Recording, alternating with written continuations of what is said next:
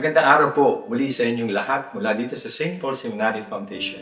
Muli, samahan niyo po kami sa pagninilay ng ating mga pagbasa sa araw na ito.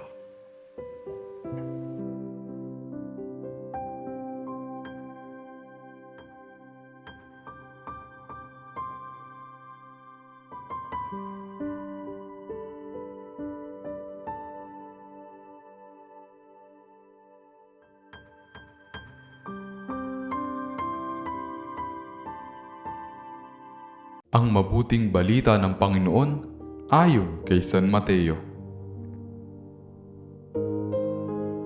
Noong panahong iyon, sinabi ni Jesus sa kaniyang mga alagad, "Sinasabi ko sa inyo, napakahirap mapabilang ang mayayaman sa mga pinag-aharian ng Diyos.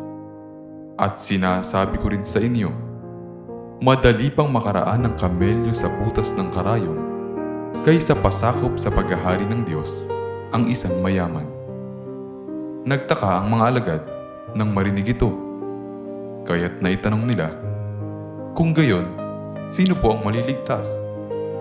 Tinitigan sila ni Jesus at sinabi, hindi ito magagawa ng tao, ngunit magagawa ng Diyos ang lahat ng bagay. At ang sino mang magtiis na iwan ang tahanan, mga kapatid na lalaki at babae, ama, ina, mga anak, o mga lupain alang-alang sa akin, ay tatanggap ng makasandaang ibayo at pagkakalooban ng buhay na walang hanggan. Ngunit maraming una na magiging huli, at maraming huli na magiging una. Ang mabuting balita ng Panginoon. Pagsasadiwa.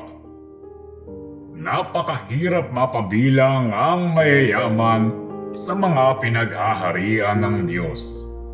Walang masama sa pagkakaroon ng yaman na pinaghirapang makamit sa malinis na paraan at nagdudulot ng ligaya at ginhawa sa pamilya at sa iba pa. Gayunman, importanteng laging tuparin at isapuso ang pahayag ni San Pablo. Sa mayayaman sa mundong ito, pagsabihan mo sila na huwag magbataas at huwag manalig sa kayamanang di maaasahan, kundi sa Diyos na masaganang nagbibigay sa atin ng lahat ng ating tinatamasa.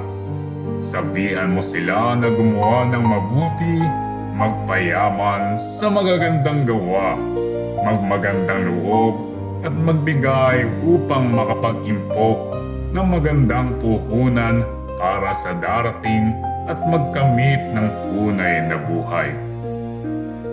May panganib na maging hambog, makasarili, manhid at bingi ang isang mayaman sa mga daing ng mga aba at nasa laylayan ng lipunan.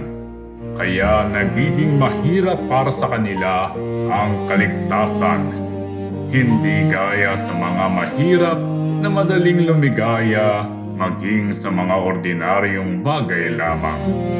Mas maluwag din sa kanilang loob ang maghahati-hati lamang sa kung anumang makayanan. Laging tigib ng pasasalamat at papuri sa Diyos ang mga pusong tapat at dalisay. Pagsasagawa.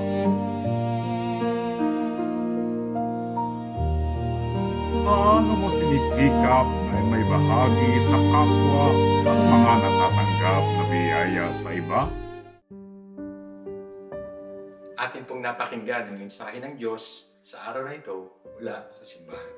Paspasan po sana kayo ng ating Panginoong Diyos sa ngalan ng Ama, ng Anak, at ng Espiritu Santo.